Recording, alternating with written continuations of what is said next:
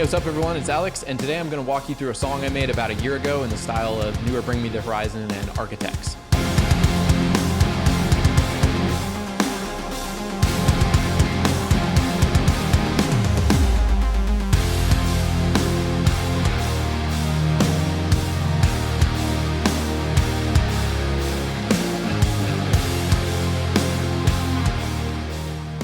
So start out with just this really basic guitar idea.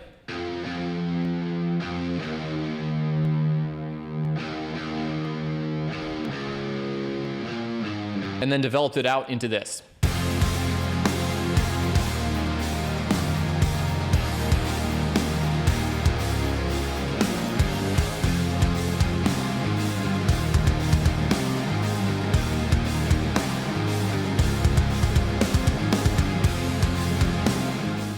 So for this video, I thought it would be a better opportunity to take a deeper look at my creative process and the writing process behind this rather than the technical aspects of it, which I've done in previous videos.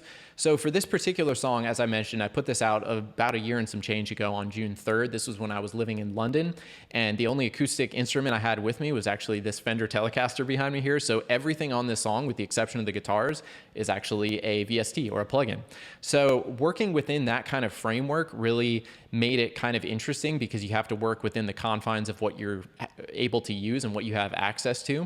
So I wanted to just take a look and see how I achieved this, because this is a thing I'm a huge proponent of. It's working with what you do have and getting professional results out of that. So starting with the main section, you can hear the guitars that I have going here that open up after this big snare hit on the intro. And with this, I have two guitars that are double tracked. And basically the ideology behind this was one is playing the actual riff, just the single note riffs, and the other one is doing power chords behind it. So you have this idea of stacking the same part, but a little different voicings just due to what you're playing. So if we solo these in isolation, here's what the guitars sound like. And what I've used on this is a Marshall style amp and stacked it with a 5150 style amp. So the Marshall style amp, still decent high gain sound out of this, a little more mid-rangey. For this session, I believe I'm pretty much exclusively using the Archetype Nolly plugin by Neural DSP, just because it has all these different amp models and they all sound great. So you can see what I've done here. You can hear this is just a single note. And this is doubled by a 5150 style amp, where I'm playing the power chords behind it. So it's still the root note, but you've got an additional octave and the fifth on there too. So if we just look at the plugin that I'm using here, same deal. Blood Eagle preset, awesome song by Riff. Check it out. Obviously one of my huge influences if you know me. So the guitars, I'm just doing a little bit of basic EQ, nothing too fancy here, just a little bit of a high shelf boost and a little bit of low mids just to kind of give them a bit more body, and that's to the guitar bus as a whole. So I doubled this initially with the drums because this is a drum beat that I had just in my head when I was writing this, and this is what it sounded like. Again, as you can see here, I'm using Get Good Drums, Modern and Massive. Preset again on here, 100% turbo, so just full in on these drums. And with the MIDI programming, since I drew all these in, you'll see that these are all the same velocity. So what I did to essentially emulate kind of more of a human touch towards it, as you'll see on this channel, I've done this add some random preset where I've tweaked it a little bit, where every time you play this, it's going to move the notes around slightly so you get a little bit different volume on the samples there. I've also doubled this with snare number 12, just a trigger sample. And then kick 10, of course, which is the go-to kick for rock and metal.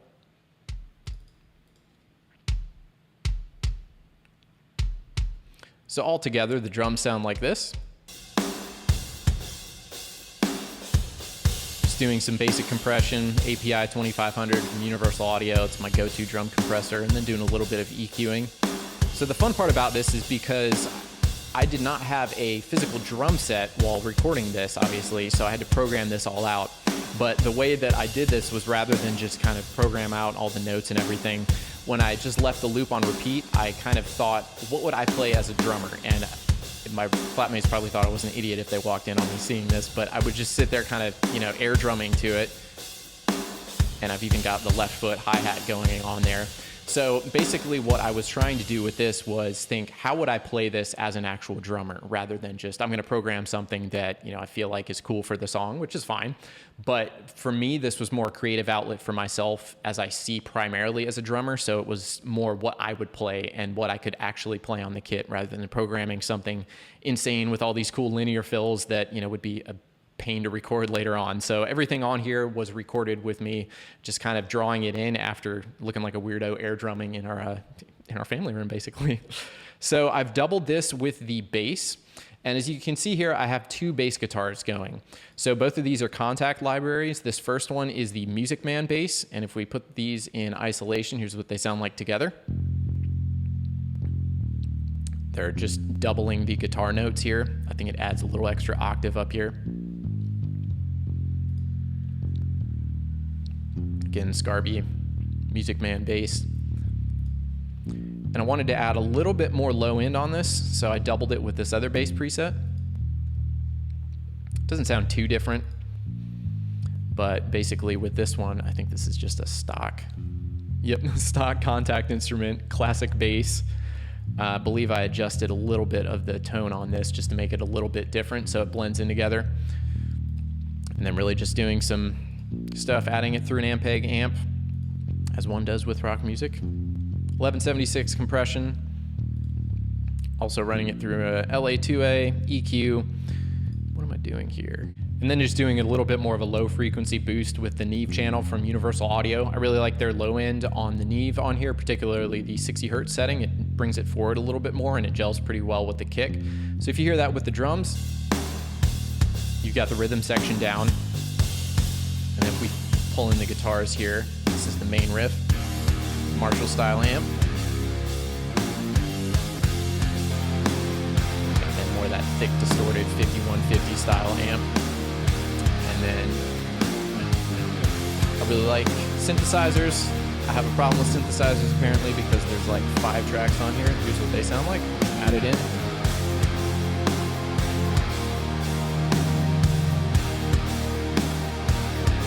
Adds a little bit more fullness in the background with those. So that's pretty much what I've got going on with the main section of the song, and this is basically how it started. And from here I just developed it out into a full-blown song where I've got a verse, a bridge section, an outro, and then like a breakdown in it too. So if we go into the verse here, you can hear that I've got the slightly different guitar going on here. Just single note picked. This is on a Telecaster again, so you've got this real clean sound. Since you don't have that thick wall of distorted guitars, you're able to hear these synthesizers a little bit more here. See, I've titled all these work in progress, but they ended up being the final thing anyway. And then it's going to go into the pre-chorus here, which this is something that I did with these little arpeggios down here. This Moog emulation from Native Instruments, and then right back into the hook. So that's kind of how I wrote the verse. I just wanted something clean on the guitar just to differentiate it enough from the super thick wall of sound guitars that you have during the main melody. So you can notice here also on the synthesizers, if I take a deeper look at these, with these you can see on all of this it's basically just playing the full chords, which is what I have in the beginning. So if we hear what just the synthesizers sound like, and I'll turn this up more for the moment. So this real lush, huge sounding synthesizer sound, which is composed of probably too many synthesizer layers, but I just basically went through and kind of used a bunch of ones that I really liked. So I've got this Ableton one here, and these are all blue because I've frozen the track to reduce processing time. So this is just one I made. It's a saw wave synthesizer, just got some reverb on it. These other ones are from Spitfire. They're originals. I think it's called the Cinematic Strings. And I've got, here's the actual program. So Spitfire Audio Cinematic Pads. And then I just went through and found ones that I really liked and kind of stacked them until I found kind of the ultimate sound I was going for. So individually, if we go through the ears, here's what they sound like.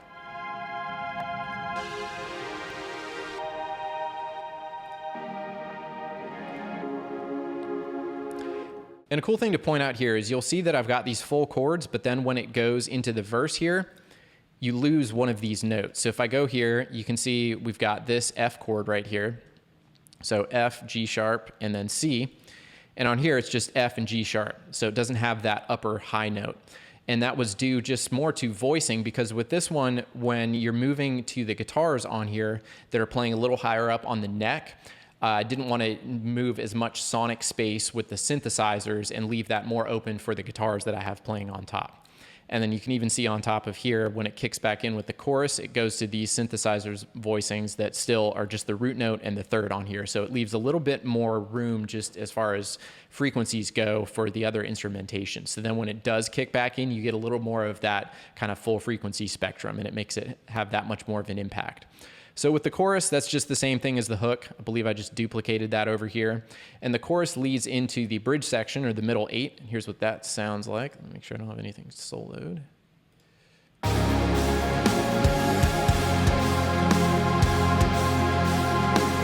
can hear these arpeggios going on in the background.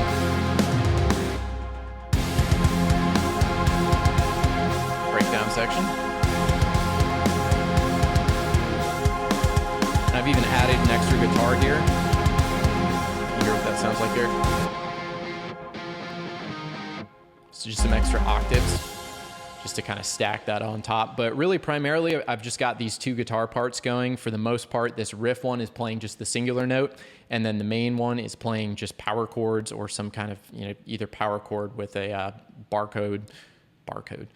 bar chord on there as well. So you're adding the third or the flat third on there, depending on the chord. And with this too, I thought the middle 8 section was a really good opportunity to go a little more full blast into the synthesizer aspect of it. I love playing around with synthesizers, particularly arpeggios and stuff like that, which is why you see so many of these layered up, and you've got all this different noise risers in here, and there's even a bass drop going into the breakdown for the outro. So this was fun to do because it kind of eases into it for the outro. It's hinted at throughout the song. So you've got several different permutations of these arpeggios and these synthesizer chords being played already in the song. So you're already kind of being introduced to them, but albeit at a much lower volume. And then when it comes in on the outro, they're a lot louder and more prominent. So you're familiar with them, which is something I've talked about in previous videos, creating familiarity early on in the song so that when it comes in later, it's something you're already kind of like, hey, I've heard that somewhere. So it's more kind of interesting to tickle your ear there. And that's a really good way just to do that in something like a bridge section, because a bridge, you usually either tone it down or you make it a little more full sounding. So with this one, just going from the bridge and then back into the outro, I'll let you hear what that sounds like and how these kind of build up into that and then go into this bass drop.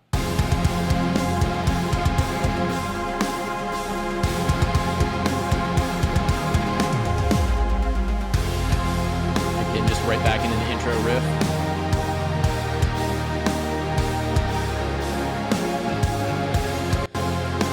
And this is the only thing different that I did with the riff pretty much, is this last outro section.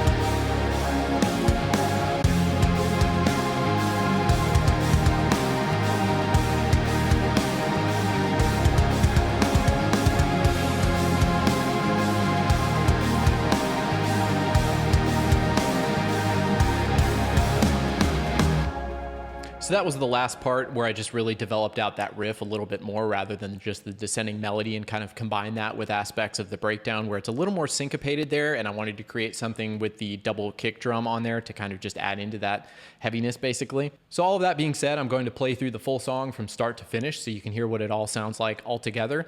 But first, if you don't skip ahead, I'm going to tell you a little bit more about just the idea behind this. So as I mentioned, I was living in England at the time. I was in the heart of London, my favorite city in the world. I only had this guitar with me, and I wanted to really write something that was kind of this hard rock, verging on metal, kind of arena rock vibe. At the time, I was listening to a lot of Sleep Token, Architects, Bring Me the Horizon, so heavier stuff, but that's a little more mainstream and riff driven on there as well.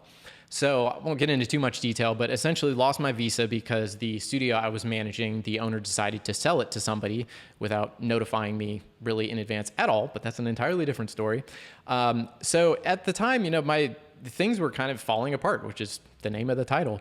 So this kind of captured that whole thing that I was feeling, and it's dark, it's moody, but it's kind of just capturing this whole vibe that I think is equal parts angry and kind of moody, but sort of hopeful too. So that may sound super corny, but to me, I think this illustrates kind of the antithesis of the argument that you'll hear online and from some musicians and recording engineers that if everything is in the box, it has no soul and it has no meaning to it.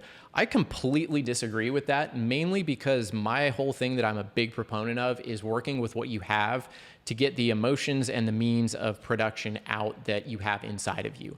So to me, this was the first song I released that was really like this, and I'm super proud of it just because I was able to approach it within the confines of the limitations that I did have and just the emotions that I was feeling at the time. I feel like I was able to not only capture that, but put that into the song. And yes, there are quantized drums. I've edited my guitar parts and to some degree on here. And a lot of this is MIDI based. But I think at the end of the day, this translates whether or not you're using just MIDI and things snapped to the grid. If you have cool melodic ideas, and if you're at least having some human element of degree in that and some influence, this is something that like AI can't just come up with in a second. So I could go off on a tangent about my whole creative process and stuff like that and why I disagree with this whole idea that AI is going to take over music writing and music doesn't have any soul anymore. But I really hope that this illustrates the idea that I'm trying to drive home, which is just make music. You can do it no matter what you have. It's gonna suck in the beginning. This is not the best song in the world, but it makes me happy. I'm really excited about how this turned out production-wise. Could be a little louder in the master, I think, after listening to this. But anyway, I hope you enjoyed this. Please like and subscribe if you've enjoyed the video. Stream it on streaming platforms if you like it as well. That helps me out, just numerically showing that people are listening to it. And let me know what you'd like to see more of in the comments. And if you have any questions, please feel free to ask. I'd love to work with you if you're writing a song, and I hope to see you on the next video. Thanks again. Cheers.